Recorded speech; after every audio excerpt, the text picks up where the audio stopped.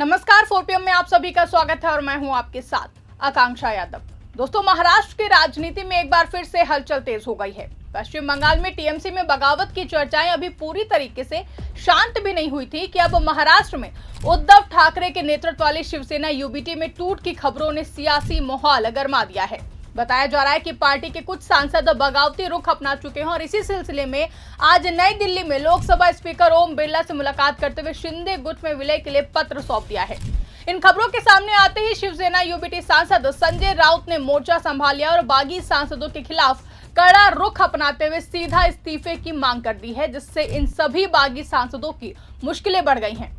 देखिए, जब कोई नेता किसी पद के लिए जनता द्वारा चुना जाता है तो फिर उस पर जनता भरोसा करती है कि वो विधायक या सांसद उनके और उनके क्षेत्र की बेहतरी के लिए फैसले लेंगे। लेकिन वही विधायक और सांसद जब दल बदलते हुए दूसरे गुट में शामिल होते हैं तो जनता का भरोसा टूट जाता है। इन्हीं सब खबरों को लेकर आज नई दिल्ली में अपने आवास पर आयोजित प्रेस कॉन्फ्रेंस में संजय राउत ने साफ शब्दों में कहा कि पार्टी के अंदर किसी भी तरह की बगावत बर्दाश्त नहीं की जाएगी। उन्होंने बागी सांसदों को सीधी चेतावनी देते हुए कहा है कि अगर कोई पार्टी छोड़ना चाहता है तो वो पहले इस्तीफा दे और उसके बाद ही कोई कदम उठाए। बिना इस्तीफा दिए बगावत करने वालों के खिलाफ सख्त कार्रवाई की जाएगी। राउत का ये बयान साफ संकेत देता है कि पार्टी अब किसी भी तरह की ढील देने के मूड में बिल्कुल भी नहीं है। राउत ने अपने बयान में यह भी कहा कि जिन सांसदों को पार्टी ने पहचान दी, टिकट दिया और चुनाव लड़ने में मदद की, वही आज बगावत की सोच रहे हैं। उन्होंने कहा कि उद्धव ठाकरे ने इन नेताओं के लिए दिन रात मेहनत की, उन्हें आगे बढ़ाया, लेकिन अब वही लोग पार्टी के खिलाफ खड़े होते नजर आ रहे हैं। तो है सब लोग है हमारी पार्टी के सांसद है जिनके लिए हमने हमारा सबका उद्धव जी ने कार्यकर्ताओं का खून पसीना बहाया, उनको टिकट दिया, उनको पैसा भी दिया चुनाव लड़ने के लिए, जितने हमारी औकात थी, हाँ वो भी दिया, मेहनत किया, सब कुछ किया। और फिर भी अगर उस बारे में उनके बारे में इस प्रकार की खबरें आती है तो ये लोगों ने उनका खंडन करना चाहिए। और मैं फिर एक बार कहता हूँ, अब उनको नहीं छोड़ेंगे।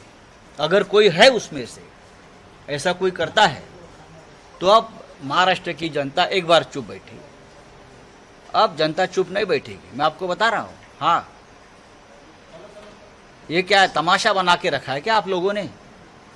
इस्तीफा दे दो, अगर जिसको जाना है वो इस्तीफा दे दो।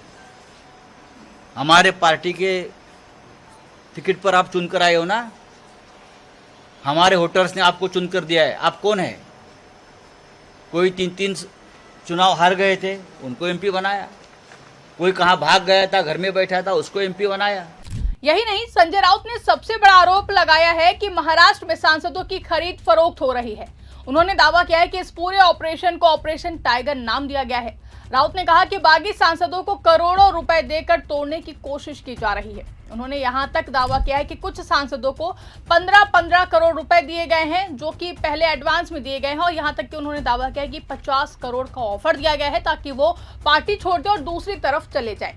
एक्स पर पोस्ट करते हुए संजय राउत ने लिखा, the minimum support price is fixed at 50 crore पर एमपी, यानी कि हर एमपी पर 50 करोड़ रुपए की कीमत फिक्स की गई है। 15 करोड़ तो सिर्फ एडवांस है। सच कहूं तो ये लोग 50,000 के लायक भी नहीं है। इनकी कीमत केवल शिवसेना और टीएमसी ब्रांड लेवल के कारण बढ़ी है। इसके साथ ही इस मुद्दे को और भी गंभीर बनाते हुए राउत ने यह भी कहा है कि हाल ही में कुछ सांसदों ने भगवान की कसम खाई थी कि वो पार्टी के साथ रहेंगे। किसी ने साईं बाबा की कसम खाई, किसी ने मां भवानी की, तो किसी ने अपनी मां और बेटी की कसम खाई। इसके बावजूद अगर वो पार्टी छोड़ते हैं तो फिर ये ना सिर्फ राजनीतिक बल्कि नैतिक रूप से भी गलत है। उन्होंने कहा कि ऐसे लोगों को पार्टी कभी माफ नहीं करेगी। संजय राउत ने बागियों को खुली चुनौती देते हुए कहा है कि अगर हिम्मत है तो सामने आकर इस्तीफा दे और खुलकर दूसरी पार्टी में शामिल हो। उन्होंने कहा कि पीठ में छुरा घोंपने वालों को इस बार बख्शा नहीं जाएगा। राउत ने यह भी कहा है कि महाराष्ट्र की जनता सब कुछ देख रही है और अब इस बार ऐसे नेताओं को जनता भी जवाब देगी। वहीं इस पूरे घटनाक्रम के बीच पार्टी ने अपने सांसदों के लिए व्हिप भी जारी किया है। राउत ने बताया कि संसदीय दल की बैठक बुलाई गई है और सभी सांसदों को उसमें शामिल होने के लिए कहा गया है। अगर कोई सांसद इस बैठक में शामिल नहीं होता है तो फिर उसके खिलाफ अनुशासनात्मक कार्रवाई की जाएगी। इससे साफ है कि पार्टी अब हर स्तर पर सख्ती बरत रही है। दिलचस्प बात यह है कि इसी मुद्दे पर टीएमसी के नेता महुआ मोइत्रा ने भी सोशल मीडिया पर प्रतिक्रिया दी है। उन्होंने अपने ट्वीट में दावा किया है कि देश में लोकतंत्र को कमजोर करने के लिए पैसे के बल पर सांसदों को खरीदा जा रहा है। महुआ मोइत्रा ने भी 15 करोड़ रुपए में सांसदों के बिकने का आरोप लगाया और एक्स पर लिखा कि केवल 15 करोड़ सस्ते में क्यों जा रहे हैं। विश्वास करें कि हमें अगले 36 महीनों के कार्यकाल के लिए पहले 4 करोड़ और प्रति माह 1 करोड़ मिले। Honey plus money. देखिए, महुआ मोइत्रा और संजय राउत के बयान एक जैसे नजर आते हैं, जिसमें दोनों ही नेताओं ने आरोप लगाया कि सत्ता पक्ष पैसे का इस्तेमाल करके विपक्षी पार्टियों को तोड़ने की कोशिश कर रहा है। इन बयानों ने सियासी माहौल को और भी ज्यादा गर्म कर दिया और विपक्ष को एक साझा मुद्दा भी दे दिया है। वहीं दूसरी तरफ बीजेपी पर भी सीधे सीधे आरोप लगाए जा रहे हैं कि वो शिवसेना यूबीटी को कमजोर करने की कोशिश कर रही है। हालांकि बीजेपी की तरफ से इन आरोपों पर अभी तक कोई भी साफ जवाब नहीं आया है, लेकिन राजनीतिक गलियारों में चर्चा तेज है कि महाराष्ट्र में फिर से बड़ा राजनीतिक बदलाव हो सकता है।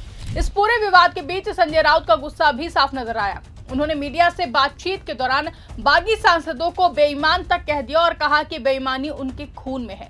इतना ही नहीं, उन्होंने मीडिया के सामने बागी सांसदों को गाली दी और ये भी कहा कि उनके बयानों को कट ना किया जाए और उन्हें पूरी तरीके से दिखाया जाए ताकि जनता को सच्चाई पता चल सके। हे साले भोसडीचे लोक कोण जात आहेत हे नाही, डोंट कट, हे कट मत करना। हाँ, ये लोग जो है बेईमान लोग है, ये बेईमान है और बेईमानी उनके खून में है, ऐसा अब लगने लगा है।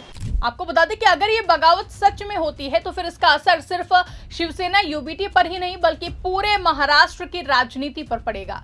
इससे सरकार के समीकरण बदल सकते हैं और आने वाले चुनावों पर भी इसका असर दिखाई दे सकता है। लेकिन फिलहाल संजय राउत के कड़े रुख ने बागियों की टेंशन जरूर बढ़ा दी है। अब उनके सामने दो ही रास्ते बचे हैं, या तो पार्टी के साथ रहें या फिर इस्तीफा देकर खुलकर दूसरी राह चुन लें।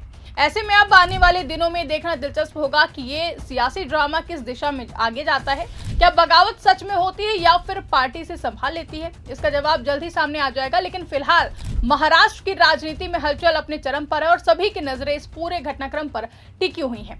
आपको क्या लगता है, जो भी महाराष्ट्र के मौजूदा हालात है उस पर जो भी आपकी राय कमेंट करके हमें जरूर बताइएगा। फिलहाल के लिए इस खबर में बस इतना ही। अगर खबर पसंद आई हो तो उसको ज्यादा से ज्यादा लाइक करें, शेयर करें, चैनल को सब्सक्राइब करना ना भूलें और देखते रहिए 4PM न्यूज नेटवर्क।